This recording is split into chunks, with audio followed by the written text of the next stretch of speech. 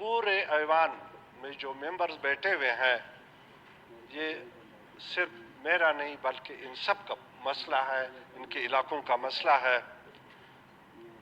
PDM में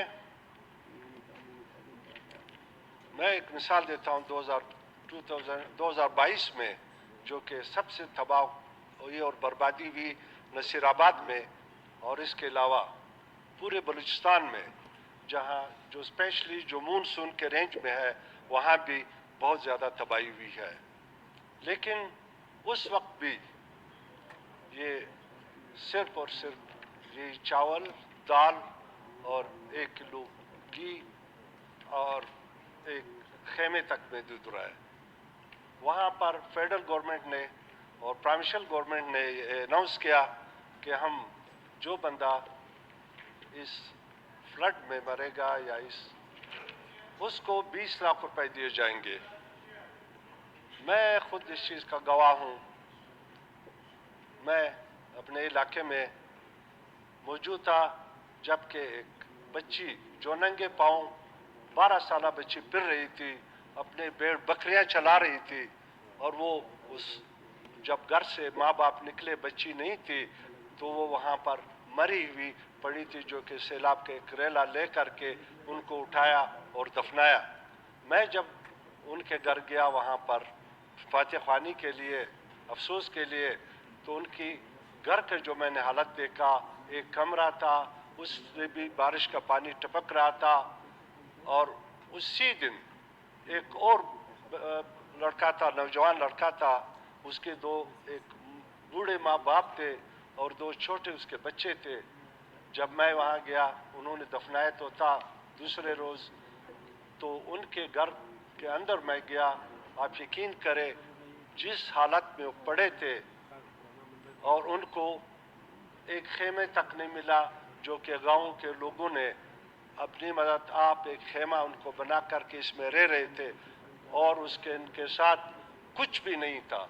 मैं खुद आया डिप्टी कमिश्नर के ऑफिस, उस वक्त मैं एमपीए नहीं थे, 2022 की बात कर रहा हूँ। वहाँ मैंने इनका केस टेकअप किया, वहाँ से रिकमेंड किया, पीडीएम में लाया, यहाँ तक कि रेवेन्यू डिपार्टमेंट पहुँचाया, और वो केस गायब हो गया। दूसरी दफ़ा फिर किया, फिर वो केस गायब हो गया। इस दफ़ा अभी जब मैं एमपीए बना हूँ, फिर अभी मैंने केस पीडीएमए से जो है ना उठाया, सीएम साहब के पास ले गया, चूँकि इसका मिनिस्टर भी है, और वहाँ से अभी प्रोसेस हो के इस वक्त भी जो है ना फाइनेंस में पड़ा हुआ है। अब देखो उनके रैम पे करम पे है कि उन 2 बच्चों का जो मैं कहता हूँ एक कमरा भी इस वक्त तक भी गांव वालों ने बना कर दिया है, उनके कमाने के लिए कोई शख्स वहाँ मौजूद नहीं है, लेकिन उनको अभी तक ये पीडीएमए के पैसे नहीं मिले, इवन दो को उनको ये 2 किलो चीनी और 1 किलो आटा भी नहीं मिला है। पीडीएमए क्या कर रहा है? पीडीएमए के काम क्या है? पीडीएमए का मेन फंक्शन ये है कि आप फ्लड को प्रोटेक्ट करो ताकि ये नौबत ना आए, लोग ना मरे, घर ना बहे, लेकिन घर बह रहे हैं। आप इसी पैसों से जो इस वक्त 5 अरब का जो बजट है, इस गरीब सूबे के लिए बहुत बड़ा बजट है, डिपार्टमेंट के लिए बहुत बड़ा बजट है, इससे आप सर्वे करें और वहाँ जाकर देखें कि भाई जब तक आप किसी चीज़ को प्रोटेक्ट नहीं करेंगे वो तबाही और बर्बादी होती है। आप जो है ना चाहे वहाँ प्रोटेक्शन वाल बनाए ताकि ये नौबत ना आए, क्योंकि बलूचिस्तान जो है ना ऐसा पड़ा हुआ है और पानी स्पीड से आता है और वहाँ टकराता है, गांव को ले जा। अगर आप उसका रुख चेंज करें, प्रोटेक्शन वाल बनाए, तो ये नौबत ही नहीं आएगी। इंफ्रास्ट्रक्चर आपका तबाह है, वहाँ पर रोड बंद हो जाते हैं और लोग 4-4 दिन तक 3-3 दिन तक शहर नहीं जा सकते, उनके मरीज नदियों के जो है किनारे मर जाते हैं। आप यहाँ पर कोई छोटे पुल बनाए ताकि लोगों का राब्ता शहर से मुनक़ते ना हो जाए। पीडीएमए का जो फंक्शन है वो कुछ और है, ये नहीं है कि भाई जाओ, पता नहीं भी जैसे डॉक्टर और ये हमारे एमपीएस साहब जोब के बता रहे थे कि कितने अरब रुपए का जो है आपने खेमे और दाल खरीदा है। थैंक यू डॉक्टर साहब।